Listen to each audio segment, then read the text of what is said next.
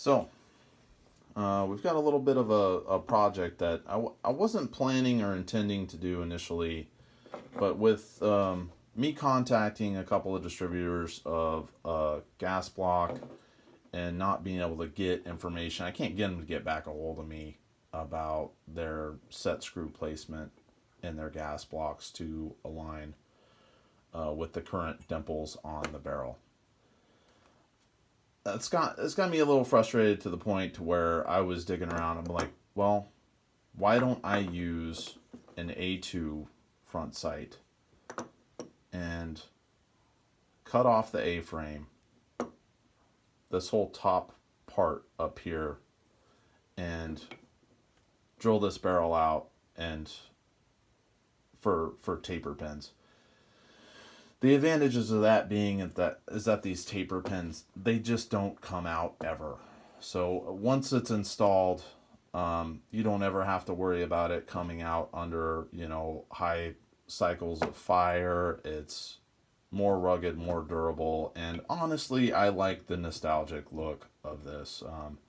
There's a history of that process being done in special operations, where they would get commercially made handguards that weren't in circulation in the military's inventory, and you'd have operators out there making their own free float systems and hot rodded AR-15 and AR-10 setups in the field.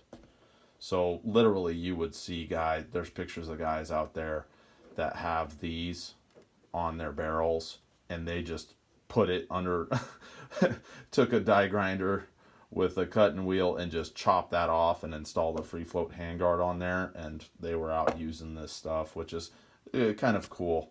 So we're going to do some special operations stuff to the AR-10. I had an A2 laying around, A2 front sight block, which is kind of cool, laying around, and I am going to convert this thing to fit under a free float handguard, and I am going to convert the barrel to accept taper pins. Basically, I'm going to install this. I'm going to drill this out, cut this sling swivel off completely, grind it off probably, and use the hole that's under there. You can see it. Grab one of these taps right here. I think it's the larger one. And then tap that hole out, put a set screw in there so that I can hold it in place on the barrel while I drill those holes through, and then use a reamer. See the taper on there? Then ream those holes out for some taper pins. That's kind of what prompted the project. I was looking in the parts bin and I saw this, and I saw that I had a spare set of taper pins, and I was already kind of frustrated with those suckers not getting a hold of me about the set screw distance center from center, or center to center on their gas blocks.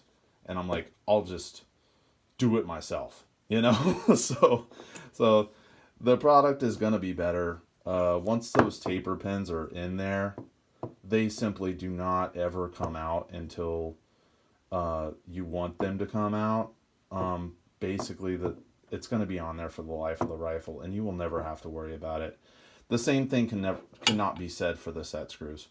They've got those systems pretty good now to where I wouldn't be surprised if they, if they never come out, but I know for a fact that those never will, the taper pins. So let's do some cool stuff, and yeah, so that's cool. Plus those gas blocks are like $65. I got this for $5 out of a parts bin, and these taper pins are like $2. I've already got the reamer and a drill bit and a drill press to do this with. So yeah, let's make this a little interesting here.